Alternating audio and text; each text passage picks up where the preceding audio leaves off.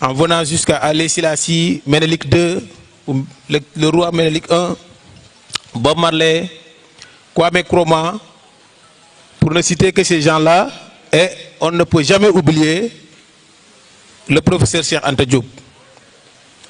L'endurance que le professeur Cheikh Anta Diop a fait, ne serait-ce que pour enseigner à l'université de Dakar, ça suffit largement comme exemple pour dire, en tant que Sénégalais, nous ne devons pas chercher à faire du mal ou bien à vouloir le contraire de ce que veut un Sénégalais ou bien ce qui est bien pour le Sénégalais.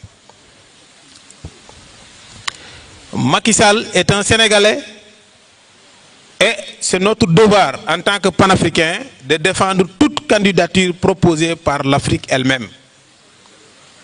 Toute proposition venant des pairs, venant de l'Union africaine, c'est tout à fait normal qu'un parti panafricain le soutienne. À défaut, nous ne sommes pas des panafricains. C'est à cela que je vais m'adresser à vous en ces termes.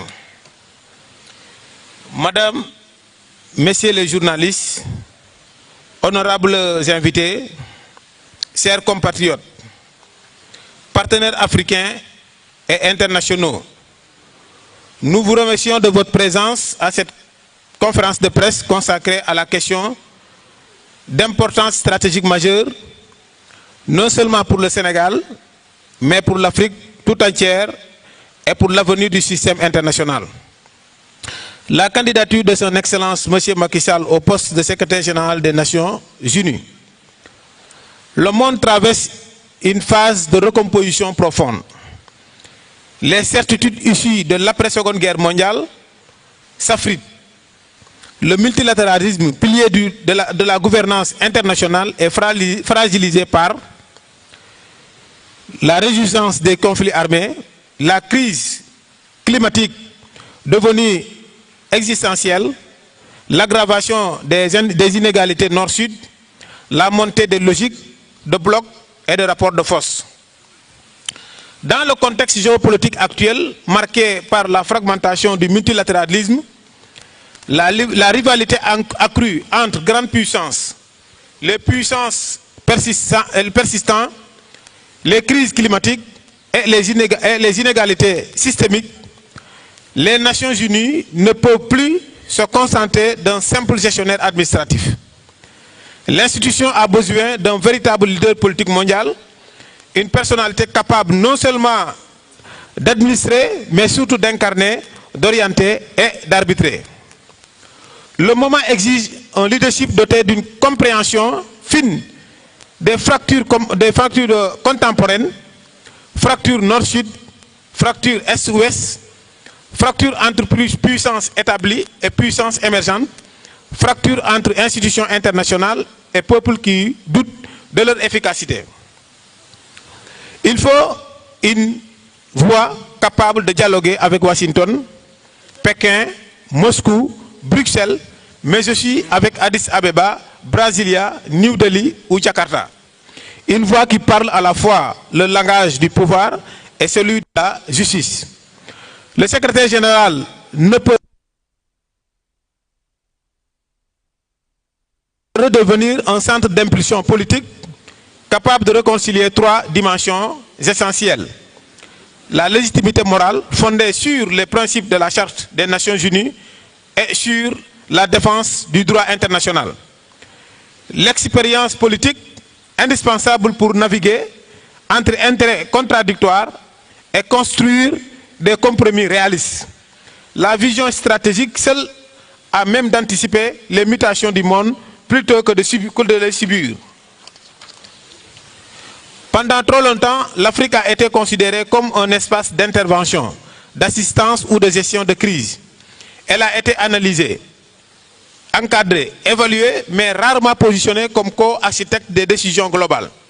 Cette asymétrie n'est plus tenable dans un monde multipolaire. Aujourd'hui, l'Afrique doit devenir sujet et force de proposition, non pas pour une posture de revendication permanente, mais dans une logique de responsabilité partagée. Avec plus d'1 milliard d'habitants, une jeunesse dynamique, des ressources stratégiques et un poids croissant dans les équilibres démographiques et économiques mondiaux, le continent ne peut plus être périphérie dans la gouvernance internationale. Il ne s'agit pas seulement d'obtenir une meilleure représentation symbolique, il s'agit de contribuer activement à redéfinir les priorités mondiaux, réforme du Conseil de sécurité, justice climatique, financement du développement, régulation des flux financiers illicites, gouvernance numérique, sécurité alimentaire et énergétique. Le multilatéralisme du XXIe siècle ne pourra survivre que s'il devient réellement inclusif. Et cette inclusivité passe par une reconnaissance pleine et entière du rôle stratégique de l'Afrique. Avec plus d'1 milliard d'habitants, jeunesse dynamique et stratégique, rôle central dans les équilibres climatiques, sécurité et économie mondiaux, l'Afrique ne peut plus être absent des plus hauts sphères de décision.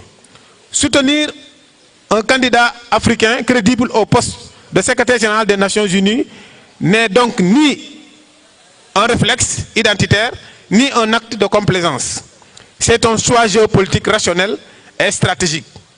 Son Excellence M. Macky Sall présente un profil rare, combinant une expérience étatique complète, 12 ans à la tête d'un État démocratique comme celui du Sénégal, avec 2 élections remportées et une transition pacifique respectée.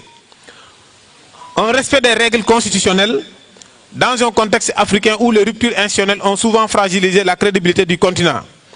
Une légitimité démocratique incontestable, fondamentale, essentielle pour diriger une organisation fondée sur le droit international.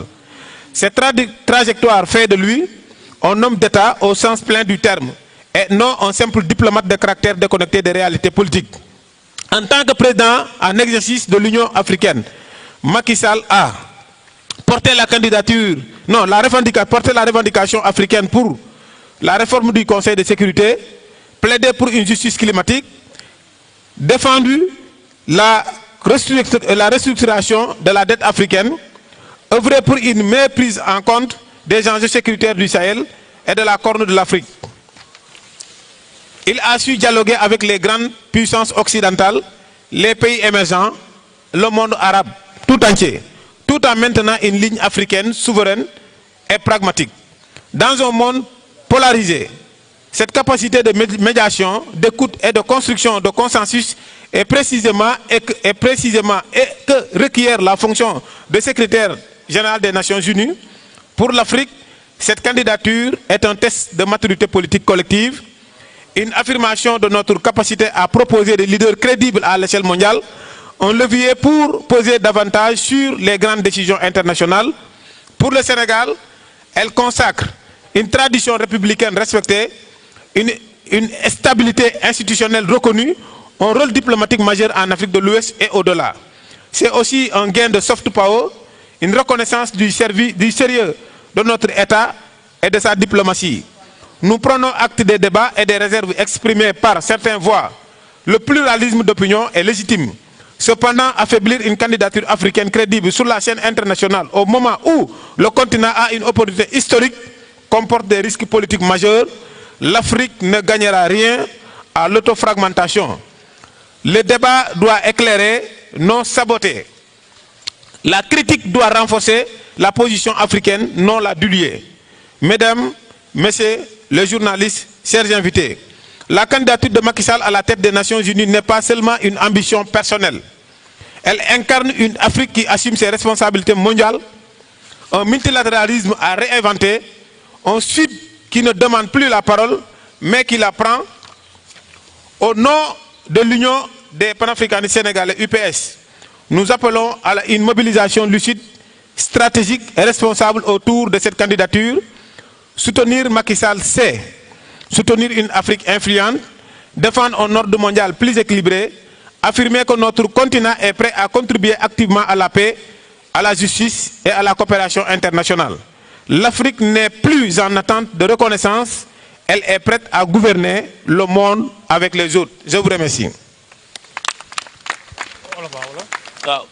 mbokk yi di leen nuyu di leen sant di leen gërëm bu baax a baax am na sax loo xam ne wax dëgg fa yàlla dafa xewoon ñu ciy wax sax ba fàtte masaw ñi nga xam ne ñooy étudiants yi d'abord seen famille yi li nga xam ne yàq nañ ko ak ñi nga xam ne jàpp nañ leen te ñu war leen libérer le plus tôt possible. étudiant bu ñu jàpp nañ ko libérer parce que boo mënul fay bourse jàmbur mu ne ma fay ma sa bourse nga jàpp ko tëj ko, loolu injustice la. benn ki génn àdduna te ñu denc ko démb, yal na ko yàlla xare àjjana ak ay jox jéejee yi koy yóbbu ko ci àjjana yi gën a kawe. alors li xew université gis ngeen li nga xam ne moom moo ko waral, ñu koy ñaawlu ba fu ñaawlu mën a yem. am na aussi leneen loo xam ne bu ma ko fàttee baakaar naa du baax, parce que benn matinée du 14 juillet 2025 dafa am benn journaliste boo xam ne daf ma woon très tôt ne ma il faut nga ñëw jaar au niveau de RFM matin. ma ne ko comme yow la grand dinaa ñëw, ma daal di respecter rendez-vous boobu. ba ma fa àggee ca la ma posé question que ne ndax yéen est-ce que yéen a ngi xool diggante Ousmane Sonko ak Diomaye ànd bi ñuy ànd est-ce que baax na ci Sénégal. ci laa ko ne ànd bi baaxul na Diomaye dàq Sonko. coow li jóg kaso fekk ma ci, lu ne fekk ma ci, mais yàlla xam na ne depuis xeex boobu may nañu doole ay nit ba nit ñi xeex tey ba au moins conditions yu métti yi ñu naroon a dugg Sénégal yëpp conscient nañ ne bu ñu bàyyee ngóor si ci poste primature premier ministre fa ñu jëm neexul, ñëpp jóg di xeex. journaliste boobu nag un journaliste exemplaire, nekk nit koo xam ne ku ñàkk ayib la, nit ku baax, nit ku gore, nit koo xam ne franchement dama na ko woon grand, quand je serai aux commandes tu seras mon conseiller en communication. kooku maa ngi koy jaale waa Sénégal yëpp, di ko jaale waa groupe Futurs Médias yëpp, di ko jaale waa RFM, di ko jaale waa Njagañaaw gum dëkk. neewoon na ñu xam ne kooku Njagañaaw la dëkk, te pourtant Njagañaaw la dëkk. te am na ay nit ñoo xam ne tey président bu fal woon nekk seen dëkk ñu nekk nit ñu siw dañuy bëgg kut ko kut bokk, mais kenn xamu ko woon si loolu. donc liggéey na liggéeyam, liggéey ba jeex na, dem na, yal na ko yàlla xare àjjana. kooku nag di Georges Nesta Diop bu RFM, nekk seen i naataango yéen journalistes yi. alors là aussi une question panafricaine, parce que Senghor définissait l'africanité comme étant l'ensemble des valeurs de la civilisation africaine, auxquelles il disait ces valeurs sont antérieures à l'islam et au christianisme. Si je ne suis pas panafricain, si je n'accepte pas mon panafricanisme, je ne vais pas prier pour Georges Nesta Diop. Non, parce que nous suivons d'autres qui nous disent que quand vous êtes de religions différentes, l'autre n'a pas le droit de prier pour l'autre. Mon panafricanisme me pousse à prier pour un frère africain qui n'est plus. Il s'agit de Georges Nesta Diop, et on fera aussi le nécessaire pour aller... Georges Nesta Diop, excusez-moi, Georges Nesta Diop, nous ferons tout le nécessaire pour aller au niveau de Ndiaganiao aussi, pour présenter nos condoléances. Alors, lii nag ma ñëw ci li nga xam ne mooy ndey bili bi, mooy li nga xam ne moom moo ñu taxoon a ñëw fii, muy ñu bëgg a jàpp candidature ki nga xam ne moo fi nekkoon te nekkoon Macky Sall war a dem ba jiite adduna bi laa bëgg a wax. kooku noonu képp kuy sénégalais tey safoo Sénégal da ngaa waroon a sawar ci jàppale candidat boobu. Lamine Gueye da doon naan doon sénégalais doy na sëkk pour mérito lépp. Lamine Gueye moo doon wax loolu doon sénégalais doy na sëkk pour mérito lépp, moo tax étudiants yi soxla woon bourse. Lamine Gueye da doon maye bourse yeeg boo xoolee suñu cadre yi bëri boo ci laajee mu ne Lamine Gueye moo ma mayoon bourse. xol boobu Lamine Gueye amoon, xol boobu mag ñi amoon, Valdiodio Ndiaye, Mamadou Dia, Senghor ainsi de suite, ba jural ñu dëkk bii nga xam ne dëkku jàmm la. cohésion sociale bi sant yàlla. kenn du xoolee kenn ci dara, du ay affaire xeet, du lenn loo xam ne mu ngi am Sénégal gii loolu du fi mës a am ba ala yow mi dinte ku ko jëkkati aussi ci sa kaw lay dal, da ngay sonal sa bopp rek mais du dem fenn. ki tax ñu dajaloo fii doomu Sénégal la, nekkoon na fi président, ku ànd ak moom ak ku àndut ak moom ak yooyu suñu yoon nekk suy ñun candidature am bu soobee yàlla ak yonante bi dañ koy taxaw ba keroog bi muy doon secrétaire général Nations Unies muy Macky Sall. nekkoon na parce que étudiant ngi xeex fàtte ne Macky Sall c'est un produit de l'université, parce que nekkoon na président amical ISC. tey étudiant bu jaaree biir campus wala mu dugg restaurant wala mu am bourse wala étudiant fadaan campus te amul œuvre sociale, ñoom Diagne Fada, ñoom Macky Sall, Ousmane Ngom, ñooñu dañ leen war a gërëm mais xamuñu leen. ñun ñu def le mouvement syndical te def historique du mouvement syndical xam nañ ñan ñoo ñu dimbale en tant que ay doomu baadoolo jóge ci àll bi ñëw Dakar ñu war a fay bourse 18000 wala 36000 à l'époque. ñu xañ la ko ñun dañ doon grève ba samba de ca demba, mais am na ñu ñoo xam ne ñoo ñu précédé xeex aussi ba étudiants yi mën a dëkk campus, ñii mën a dugg am services sociaux yi boo gaañoo faju ainsi de suite, boo feebaroo faju tout ça. loolu aussi njëkk a xeex Macky Sall ci ñooñu la bokk. nekk président am na lu mu liggéey ci dëkk bi, dem na ci jàmm, luxe la ñu ne Abdou Diouf c'est un ancien président, Abdoulaye Wade ancien président, Macky Sall ancien président. néew na ci ay dëkk Afrique yoo xam ne am nañu loolu. am na ñoo xam ne mësuñu gis seen ancien président parce que dañuy ñëw foqati rey wala ñu jàpp tëj yàlla daf ñoo musal loolu te yàlla na bu mës a am fii. donc luxe lay doon aussi ñu ne la démocratie sénégalaise produire na benn élément bu exceptionnel tey moo nekk au niveau des Nations Unies loolu dafa nekk loo xam ne waxuma la les sociétés financières yi di daw bëgguñu finance Sénégal parce que premier ministre boo xam ne ci lu ne ngay dugg lu ne ngay wax yàq lépp premier ministre tey bu Macky Sall nekkee pourtant foofu c'est tellement stratégique pour le Sénégal que kenn du ñu manqué ci respect parce que boo ñu naree manqué respect ñun mën nañ ne Macky fu ngi fee Macky mën naa lijjante Macky mën naa def leen yàgg na ko def ba defal am na lu mu def Sénégal donc boobaa yéen ñii au moins dinañ am benn brèche de sortie mais mënuñu nekk ci dëkk boo xam ne premier ministre da koo ñëw tëj loo wax mu ne 2029 dinaa nekk candidat su ma nekkul candidat élection du am bu ko defee ñun ña mu nekkal topp ca ne candidat 2029 nit ñi di wut lu ñu fayee ndox lu ñu fayee location ak lu ñu lekk ak lu ñu naan yow yaa ngi tal 2029 étudiants yi di grève toppatoo leen dem ba ngeegi neew nekk foofu di wax premier ministre boobu ñun wóoluwuñ ko bëgguñu ko ci lenn bu jóge woon primature fi ñu taxaw ni dañuy sant yàlla